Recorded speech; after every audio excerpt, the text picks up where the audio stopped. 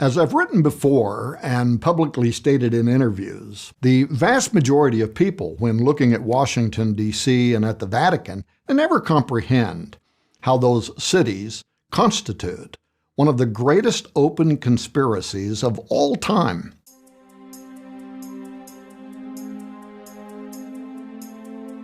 There, reproduced in all of their glory and right before the world's eyes, is an ancient talisman diagram. It's based on the history and cult of Isis, Osiris, and Horus, including the magical utilities meant to generate the deity's return. The primeval concept, especially that of sacred domes facing obelisks, this is something that was designed in antiquity for the express purpose of regeneration, resurrection, and apotheosis, for deity incarnation from the underworld to the earth's surface through union of respective figures. The dome, the ancient structural representation of the womb of Isis, and the obelisk, the ancient representation of the erect male phallus of Osiris. That layout, as modeled in antiquity, exists today on the grandest scale at the heart of the capital of the most important government, most powerful government on earth, the United States, as well as in the heart of the most politically influential church on earth, the Vatican. Now, given this fact and the pattern provided by the Apostle Paul and the Apocalypse of John, the book of Revelation, that the end times would culminate in a marriage between political, that is Antichrist, and religious, that is false prophet, authorities at the return of Osiris Apollo, it really does behoove open-minded researchers to carefully consider these prophecies in stone, as it defines the spiritual energy that's knowingly or unknowingly being invoked at both locations with potential ramifications for the year 2025 and beyond.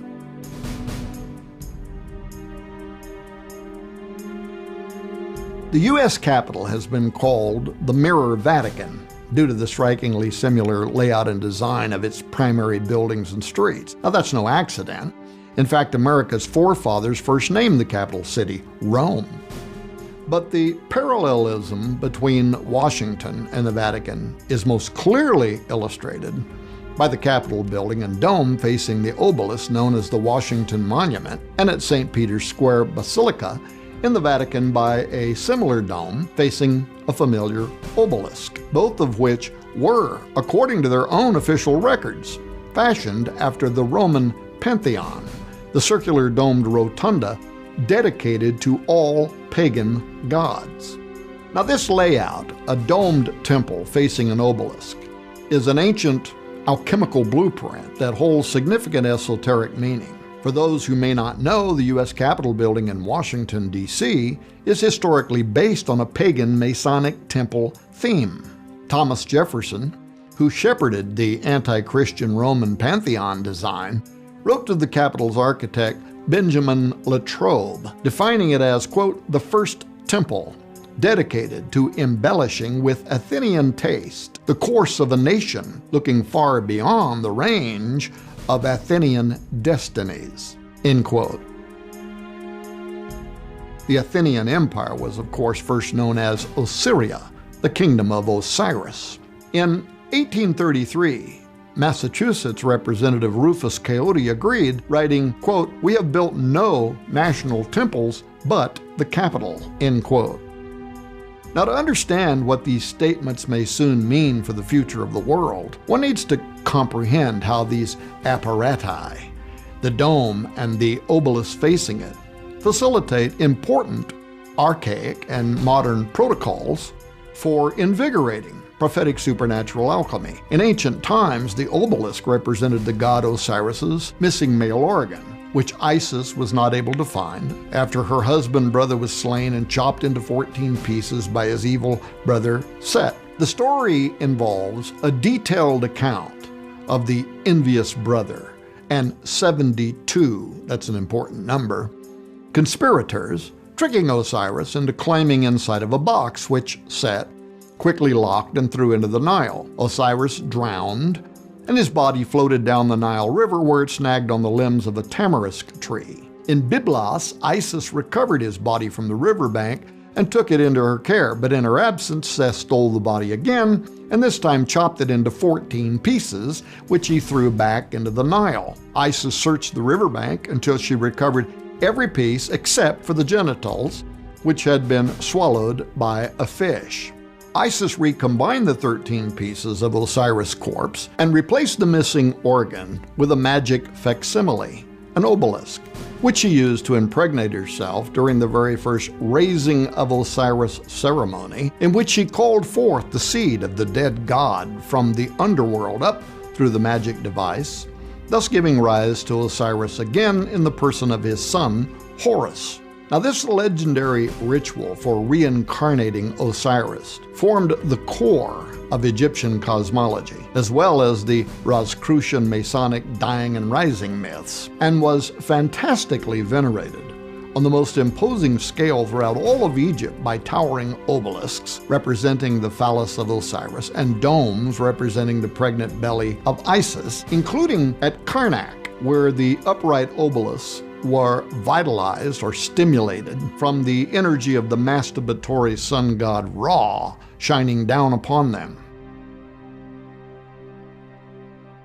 In Egypt, where rituals were performed to actually raise the spirit of Osiris into the reigning pharaoh, political authority in the form of divine kingship or theocratic statesmanship was established,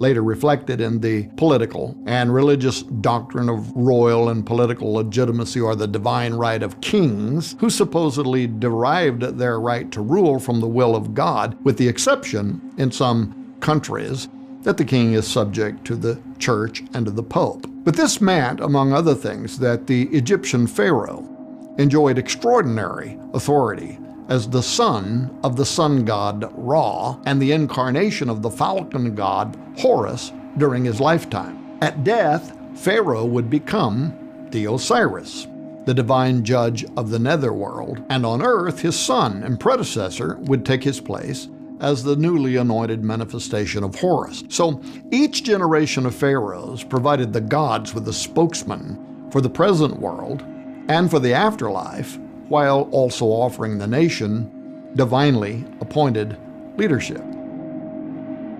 And yet, the observant listener may wonder, was there something more to the pharaoh's deification than faith in ritual magic?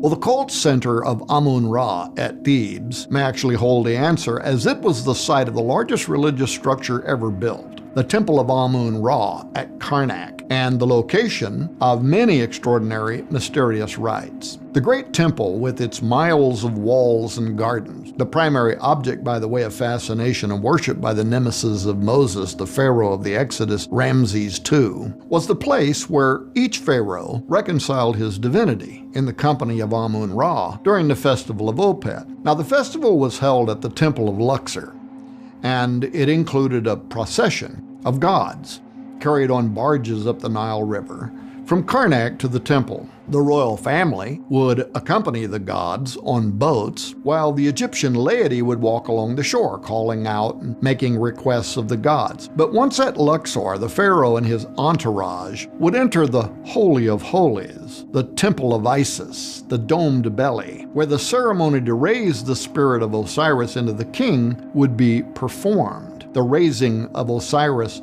ceremony, by the magicians of Egypt. And don't forget, these men were very powerful, as they were able to mimic almost all of the miracles conducted by God through the hand of Moses during the Exodus.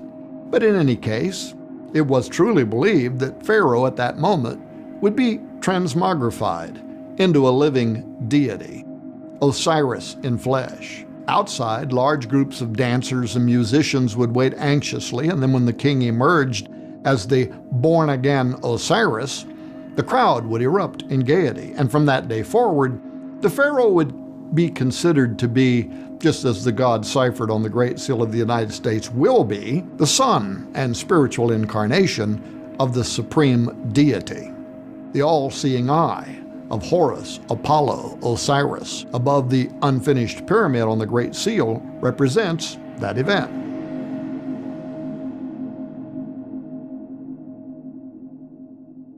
Now fast forward to today, and at the inauguration of every American president, across town at the House of the Temple, the modern Egyptian magicians, the Freemasons, Scottish Rite, 33rd degree, are conducting the raising of Osiris ceremony to call the seat of Osiris Apollo from the underworld through the Washington Monument obelisk, where it magically emits into the U.S. Capitol dome while America's new leader is standing there accepting his role as the living representative of Osiris.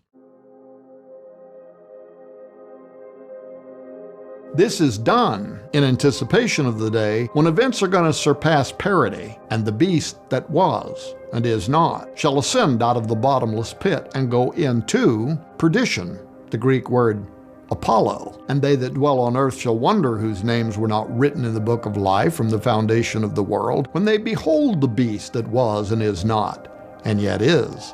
Revelation 17:8.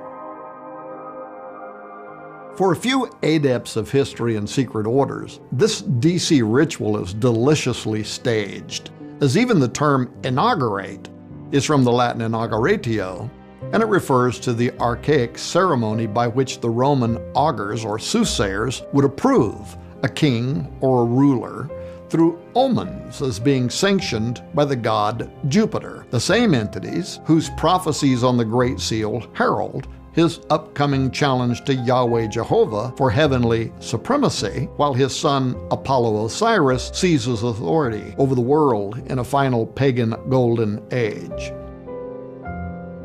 As pointed out in my new book, Zeitgeist 2025, the dome where U.S. presidents stand during their inauguration and where they lie in state for their spirit to rise into the apotheosis overhead to join George Washington in the kingdom of Osiris at death alone is an unparalleled magical construct that openly hides the most formidable ancient supernaturalism meant for regeneration of Apollo Osiris. In fact, I would go so far as to say it is a satanic antichrist plagiarism of the death, burial, and resurrection of Jesus Christ that I believe is going to play a role in the healing of Antichrist after he experiences a deadly head wound in Revelation 13:3.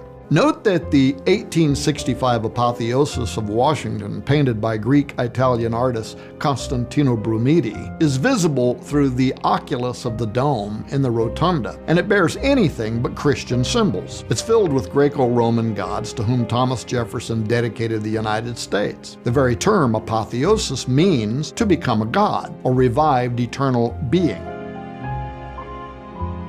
Now, in this depiction, Washington is becoming Osiris of the afterlife. The gods in the painting surrounding Washington are depicting helping the founders establish a more perfect union, as in the New Atlantis scheme that I go into the details of in Zeitgeist 2025. Directly beneath the apotheosis are 72 pentagrams, forming a sorcerous gateway used by secret society members and occultists to bind and loose the 72 fallen angels that reside over the heathen nations. You can learn more about that in Psalms 82, Deuteronomy 32, and so on.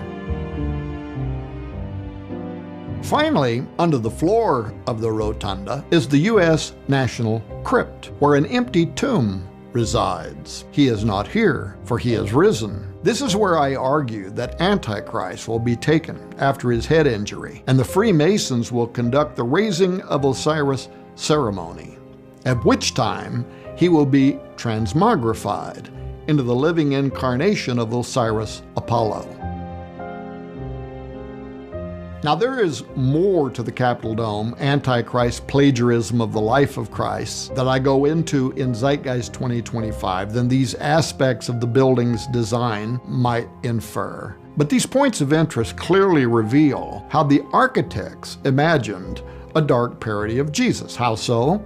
Well, as Jesus died and rose into heaven, so Washington rises to become the Osiris in the top of the U.S. Capitol Dome. As the 72 pentagrams in the Capitol Dome are used to control the 72 cosmocrators over the nation, Jesus too confronted the 72 fallen watchers, from the base of Mount Hermon to his visit in the underworld and final ascension into heaven, whereby he proclaimed in Revelation 1:18, "I am he that liveth and was dead, and behold, I am alive forevermore," which is a clear denunciation of the Osiris dying and rising god myth that was so popular during his first advent. He goes on, "Amen, and have the keys of hell." This is the word Hades, the names that the Greeks gave to Osiris, and of death, end quote.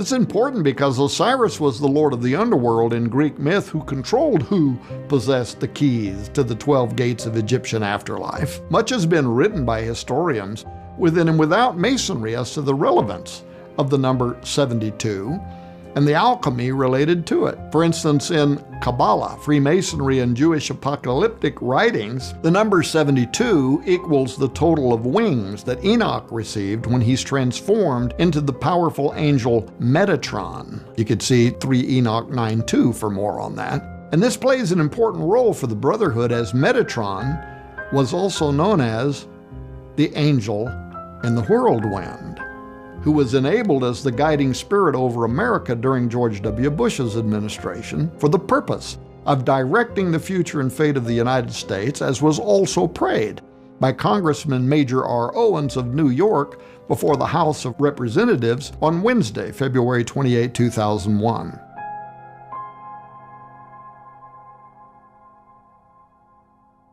But in the context of the Capitol Dome and the 72 stars that circle Washington's apotheosis in the womb of Isis, the significance of this symbolism is far more important. In sacred literature, including the Bible, stars are symbolic of angels, and within Masonic Gnosticism, these 72 powerful entities, reflected in the 72 conspirators that controlled Osiris's life in Egyptian myth, currently administer the affairs of earth under Satan, the god of this world, according to 2 Corinthians 4:4. Experts in the study of the divine council believe that, beginning at the Tower of Babel, the world and its inhabitants were disinherited by the sovereign God of Israel and placed under the authority of 72 angels. These angels became corrupt and disloyal to God in their administration of those nations, according to Psalms 82. These beings quickly became worshipped on earth as gods following Babel, led by Nimrod, Gilgamesh, Osiris, Apollo. Consistent within this tradition, the designers of the Capitol Dome, the Great Seal of the United States, and the Obelisk Washington Monument circled the apotheosis of Washington with 72 pentagram stars. They dedicated the obelisk 72 years after the signing of the Declaration of Independence, and they placed 72 stones on the Great Seal's uncapped pyramid, above which the prophetic eye of Horus, Osiris, Apollo stares.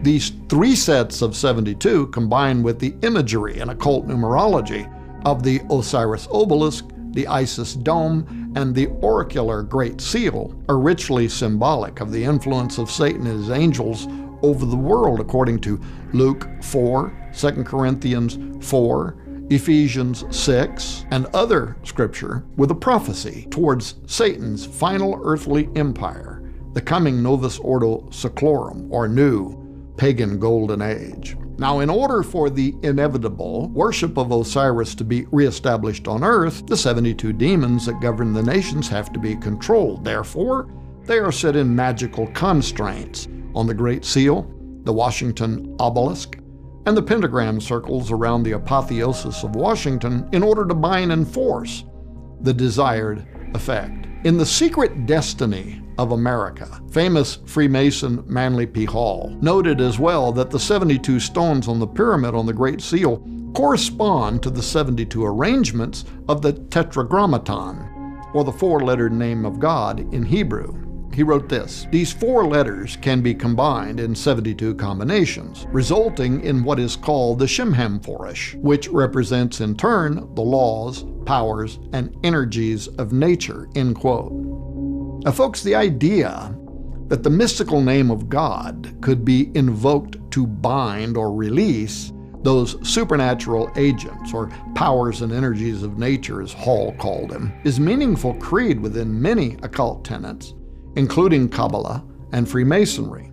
This is why the 72 stars are pentagram-shaped around the deified Freemason George Washington. Medieval books of magic, or grimoires such as the Key of Solomon and the Lesser Key of Solomon, not only identify the star systems Orion, or Osiris, and Pleiades, Apollo, as the home of these powers, but applies great importance to the pentagram shape of the stars for binding and releasing their influence. Adept Rosicrucians and Freemasons have long used these magical texts, the Key of Solomon and the Lesser Key of Solomon, to do just that. Modern people, especially in America, may view all of these symbols used in this magic, especially the dome representing the habitually pregnant belly of Isis, and the obelisk representing the erect phallus of Osiris, as profane or pornographic. But they were in fact ritualized fertility objects, which the ancients believed could produce tangible reactions, properties, or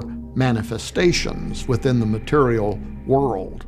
The obelisk and dome, as imitations of the deity's male and female reproductive organs, could, through government representation, invoke into existence the being or beings symbolized by them. And that is why inside the temple or dome, prostitutes representing the human manifestation of the goddess were also available for ritual sex as a form of imitative magic. Through such imitative sex, the dome and obelisk became energy receivers, capable of assimilating raw essence from the rays of the sun, which in turn would draw forth the seed of the underworld Osiris. The seed of the dead entity would, according to the supernaturalism, transmit upward from out of the underworld through the base or testes of the obelisk and magically emit from the tower's head into the womb or dome of Isis, where incarnation into the sitting pharaoh, king, or president would occur during what Freemasons also call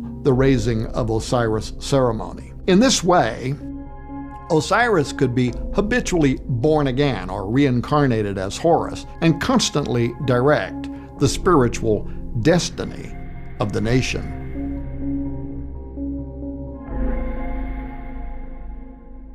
Something most people do not know and will be shocked to learn in my new book is that the Freemasons even constructed a symbolic seed of Osiris at the Washington Monument obelisk.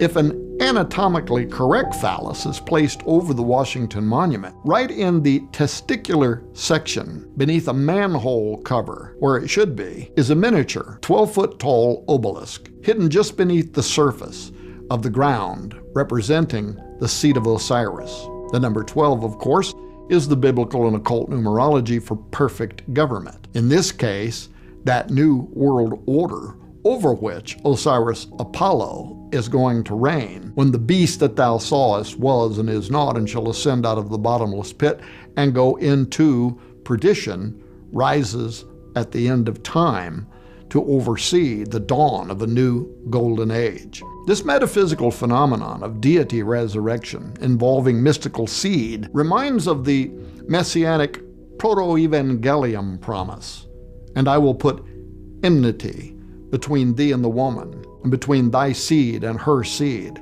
It shall bruise thy head, and thou shalt bruise his heel," Genesis 3:15, which for occultists was countered by Nimrod Semiramis and was central to numerous other ancient cultures, especially developed in Egypt, where Nimrod Semiramis were known as Osiris and Isis. And in Ezekiel chapter 8, the children of Israel set up the obelisk or image of jealousy.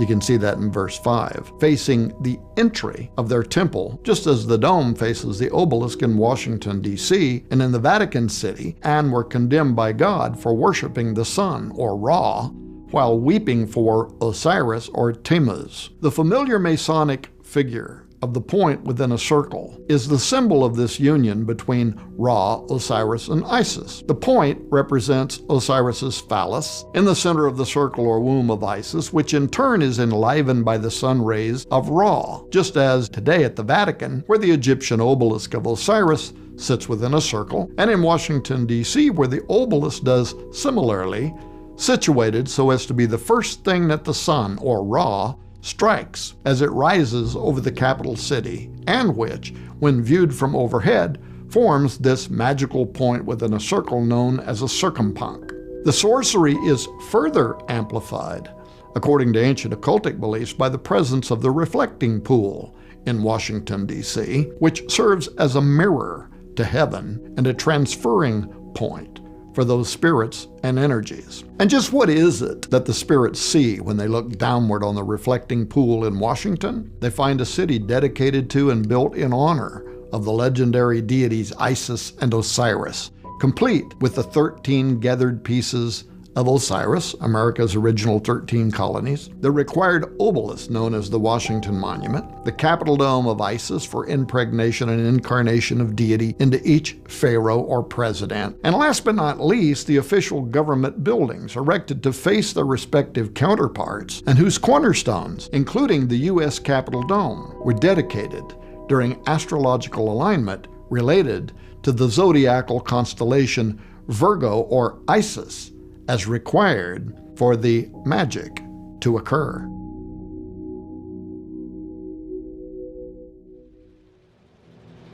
The information that I just shared with you is only the tip of the iceberg of what I reveal in my new book, Zeitgeist 2025. In fact, much of what I uncover in this book is too hot for mainstream platforms like YouTube and Facebook and would immediately be censored. But now, for the first time ever, you are going to discover hidden secrets and forgotten prophecies surrounding the year 2025, how the current U.S. government is tied to America's occult destiny, lost prophecies from Qumran forecasting 2025 as the final age of man, why historians and intelligence agencies foresee a totalitarian world government by 2025, how America's capital city is laid out to actuate the arrival of the Antichrist, about the malevolent Orwellian trinity currently converging, the means by which the population's thinking and speaking are being homogenized to create a nation of assimilated devotees who are going to embrace the Antichrist, the deep esoteric meanings that names and titles held in ancient societies, the impact they had upon destiny, and what that precedent could mean now for America's near future. Who the mysterious character Melchizedek of Genesis 14 truly was, what the people of the name covenant is, and much more. So go to sidroth.org/horn or click the link below to get your digital copy of my revelatory new book, Zeitgeist 2025, so you can count yourself among the ones prepared for what is coming next.